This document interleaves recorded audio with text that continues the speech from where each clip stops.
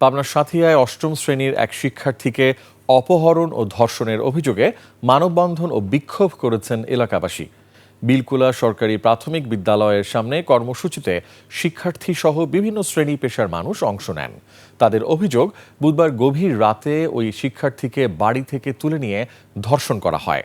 অভিযুক্তরা দীর্ঘদিন ধরে এলাকায় বিভিন্ন অপরাধমূলক কর্মকাণ্ডে জড়িত বলেও দাবি করেন তারা। দ্রুত গ্রেপ্তার, দৃষ্টান্তমূলক শাস্তি ও সুষ্ঠু বিচারের দাবি জানান বিক্ষোভকারীরা।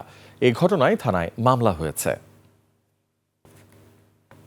4 দিন হয়ে গেল, প্রশাসন কোনো ব্যবস্থা নিচ্ছে না। হয়তো তারা ভাবছে যে মেয়েদের টাকা নাই, টাকা দিচ্ছে না, কিংবা গরিব মানুষ, হয়তো তারা অ্যাকশন নিতেছে না। এই যদি ধনী লোকের হয়তো অবশ্যই তারা অ্যাকশন নিত।